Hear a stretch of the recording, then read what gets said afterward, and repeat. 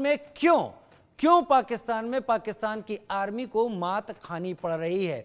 पाकिस्तान की आर्मी लड़ने तो जा रही है इन आतंकवादियों से, टीटीपी के या बीएलए के लड़ाकों से लड़ने जा रही है, लेकिन वहां पर चोट बहुत ज्यादा पाकिस्तान की आर्मी को क्यों खानी पड़ रही है, वो वजह क्या है जिसके चलते ये हालात पैदा हो रहे हैं। हमारे साथ खास मेहमान इस वक्त जुड़ रहे हैं और मेजर जनरल जेके बंसल आपको देख गए होंगे, मुजफ्फर अली चौधरी पाकिस्तानी पत्रकार मेरे साथ जुड़ गए हैं इस वक्त। मुजफ्फर भाई, सबसे पहले मैं आपका रुख कर लेता हूं। हर आर्मी प्रोफेशनल होती है, उसकी ट्रेनिंग बहुत कायदे की होती है। टीटीपी के टेररिस्ट के बारे में पाकिस्तान आर्मी ने एक बार कहा था और ये बयान भी आया था कि गोरिल्ला वॉर तो इनको हमने सिखाया है, इन्हें तो हम पल भर में सुधार देंगे। लेकिन फिर उसके बाद पाकिस्तान आर्मी को डूरन लाइन के सटे इलाके में इतनी नाकामी क्यों झेलनी पड़ी है? आपको वजह क्या लगती है? ऐसी खबरें क्यों आती हैं जिसमें पाकिस्तानी फौजी शहीद होते हुए दिखाई पड़ते हैं? देखिए, दो अलग अलग बातें आपने अपने ये रिपोर्ट जो मैंने आपकी देखी उसमें आपने पाकिस्तान आर्मी का कंपैरिजन भारत के साथ का किया और उसमें आपने पाकिस्तान आर्मी को अनप्रोफेशनल बताने की कोशिश की। आपने देखा होगा कि अभी हाल ही में जब बलूचिस्तान के अंदर जाफर एक्सप्रेस के ऊपर अटैक किया गया और उसके अंदर बहुत सारे वहाँ के जो लोग थे उनको हॉस्टेजेस बना लिया गया और जनरल बख्शी के बकौल, आपके जनरल बख्शी के बकौल ही पाकिस्तान आर्मी ने बहुत ही 24 घंटे के अंदर एक नामुमकिन जो कि अनबिलीवेबल मिशन था उसको कंप्लीट किया और उससे बहुत कम जाने गई। उससे ज़ाहिर होता है कि पाकिस्तान आर्मी की कैपेबिलिटी कैसी है, उसके अंदर सलाहियत कैसी है और इस तरह के जो मिशंस हैं उनको किस तरीके से कर लेती है। और दूसरी तरफ आपने जो बात की जो भारत के अंदर 3 दहशतगर्द मारे गए कश्मीर के अंदर, मैं बिल्कुल सपोर्ट नहीं करता किसी किस्म की भी दहशतगर्दी की, लेकिन 2 हफ्ते बाद 3 दहशतगर्द 2 हफ्ते जंगलों में छुपे रहे। इतनी बड़ी फौज के होने के बावजूद जो 7-8 लाख की इंडियन आर्मी वहां पर कश्मीर के अंदर मौजूद है, उनसे 3 दहशतगर्द नहीं पकड़े गए।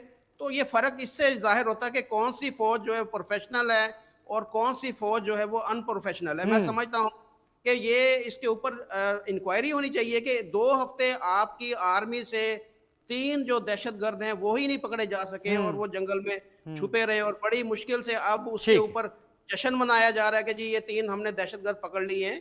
तो इससे जाहिर होता है कि पाकिस्तान आर्मी ने जो एक जाफर एक्सप्रेस के ऊपर अटैक किया था, जो बीएलए के अटैकर्स ने, उनको किस तरीके से रेस्क्यू किया गया और बड़े अच्छे तरीके से उनको वहां से निकाला। तो इसी तरीके से अभी भी जो ऑपरेशन हो रहे हैं, अभी भी कार्रवाइयां हो रही हैं, वो बीएलए हो या टीटीपी हो, आपको बहुत जल्द मेरे ख्याल में हमसे ज्यादा आपको पता होगा कि किस तरीके से वहां पर दहशतगर्द जो है वो मारे जा रहे हैं। डेली बेसिस पे वहां पर जो है वो दहशतगर्द का खात्मा हो रहा है और अनकरीब आपको खबर मिलेगी कि बिल्कुल सफाया हो गया, टीटीपी का भी खात्मा हो गया और बीएलए का भी वहां से बिल्कुल खात्मा हो जाएगा। और पाकिस्तान की आर्मी दुनिया की शायद वाहिद आर्मी है कि जिसके लोग शहीद हो रहे हैं, उनके ऑफिसर भी शहीद हो रहे हैं, उनके जवान भी शहीद हो रहे हैं और कोई इस तरह की उनके अंदर कोई चीज सवाल नहीं मुजफ्फर है। भाई इसी पर था कि लगातार शहादत इतनी ज्यादा क्यों? आपने सवाल उठाया, मैं तो चाहूंगा मेजर जनरल जेके बंसल इसका जवाब दे, लेकिन ये एक टैक्टिक्स होती है। जब जंगलों में सारी चीजें हैं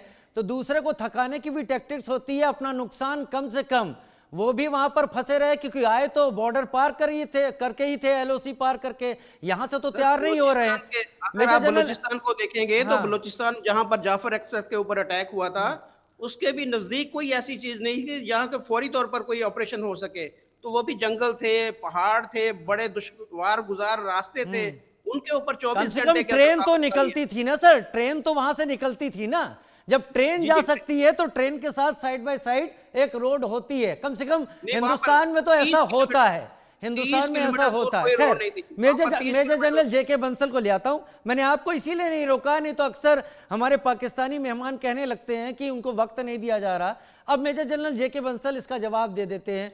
मेजर जनरल जेके बंसल, पाकिस्तान की आर्मी पिछले कुछ दिनों से अपनी उसकी नफरी जो निकल कर आई है, वो बहुत ज्यादा उनके बंदे, उनके फौजी हलाक हुए हैं, मारे गए हैं। और खासतौर पर डूरन लाइन के साइड बाय साइड जहां पर वजीरिस्तान का इलाका है, खैबर पख्तूनख्वा है, खैर वहां पर इल्जाम किसी और को देते हैं वो।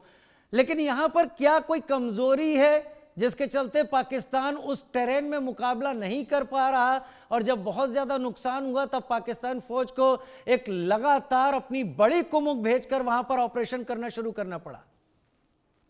देखिए, मैं आपका thank you very much Rajiv ji, नमस्कार। नमस्कार। अभी देखिए, पाकिस्तान की फौज तो अनप्रोफेशनल है, आपकी रिपोर्ट में भी कहा है, बिजनेस चला रहे हैं, 40 बिलियन का व्यापार कर रहे हैं, सारे जनरल्स ने जो है बाहर वो जमीन खरीदी हुई है, यहाँ पे 100 एकड़ जमीन ऐसे ही दे दी जाती है। इसके अलावा जो पाकिस्तान की फौज तो पहले से निकम्मी है, लेकिन अभी तो एक बहुत बड़ी बात यह है कि पाकिस्तान के अंदर में एक लेटर लिखा है वहाँ के जूनियर ऑफिसर ने, कर्नल, लेफ्टिनेंट कर्नल, मेजर और जवानों ने, और उन्होंने कहा है कि जनरल मुनीर को इस्तीफा दे देना चाहिए। हमारी सेना का अभी हाल जो है 71 से भी बुरा हो रहा है, और जो जिस तरह से हमारी फौज बिल्कुल नाकाम हो गई है, अगर इन्होंने ये नहीं किया तो हम रावलपिंडी तक मार्च करेंगे, और एक बहुत बड़ा जो है वहां पे जो एक म्यूटनी होने जा रही है अगर समय होते नहीं किया गया। जो उन्होंने कहा है कि क्या हो रहा है कि जनरल मुनीर जो है वो जो पॉलिटिकल विरोधी हैं उनको खत्म करने के लिए, और जो खास करके अभी फरवरी 2024 में जो वहाँ पे इलेक्शन हुआ था उसमें जो रिगिंग हुई है, और जो वहाँ पे पहले ISF के चीफ थे उनके अगेंस्ट एक्शन लिया गया है, और जो इस इमरान खान को निकाल के उसके शासन में इस तरह की जो बातें की गई हैं। और इसके अलावा जो सबसे बड़ी बात यह है कि जनरल मुनीर जो है वो अपने रिश्तेदारों को हर जगह भर्ती कर रहे हैं, और अपनी बेटी को गैर कानूनी तरीके से डिप्लोमेटिक पासपोर्ट दिलाया। तो ये सारे एलिगेशन उनके ऊपर लगे हुए हैं अपने कंट्री के अंदर। इसके अलावा जो उनके ऊपर केस चल रहा है जो यूके में उन्होंने मानव अधिकार का जो हनन किया है उसके बारे में उनके ऊपर केस चलाया जा रहा है। और जो USA की जो वहाँ की सेनेट्स है उन्होंने भी उनके अगेंस्ट में एक बिल पास कर रहे हैं कि जो डेमोक्रेसी के अगेंस्ट में काम कर रहे हैं, तो इसमें उनकी जो मुनीर की जो संपत्ति है उसको जब्त कर लिया जाएगा, इनको जो है वहां जाने नहीं दिया जाएगा, और जो सारा खराब जो मामला हो जाएगा। और तो पाकिस्तान तो बिल्कुल एकदम अभी अफरा तफरी के मामले में है। इनके जो प्रेस रिपोर्टर हैं उनको उठा लिया जाता है, सबको जो दमन किया जा रहा है। अभी जो चौधरी साहब हैं, पता नहीं ये डर की वजह से नहीं बोल रहे हैं या ये सच्चाई को क्यों नहीं बाहर ला रहे हैं। जो है कुछ पत्रकार हैं जो सच्ची बात करते हैं, और करना भी चाहिए, तभी जो है जब जवान एक बहादुरी वहां का दिखा रहा है और अगेंस्ट में लिख रहा है उनके, तो ये पाकिस्तान के पत्रकार क्यों इतना डरे। और जहां तक ये बात कर रहे हैं हिंदुस्तान के जितने भी आर्मी ऑफिसर जनरल अपनी साधारण जिंदगी जीते हैं रिटायरमेंट के बाद, और इनके जो जनरल हैं वो सबके पास में यहाँ पे भी संपत्ति, विदेशों में भी संपत्ति है, और वो बात कर रहे हैं कि इनकी फौज जो है वो एक प्रोफेशनल फौज है।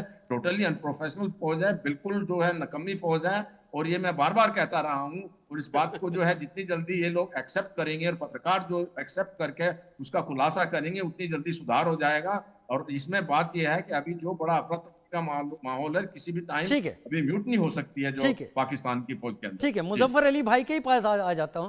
क्या मुजफ्फर अली भाई, ये कोई इसमें कुछ गलत बयानी है कि वहां के जूनियर जो कमीशन अधिकारी हैं, ऑफिसर्स हैं, उन्होंने असीम मुनीर को हटाने के लिए चिट्ठी लिखी है?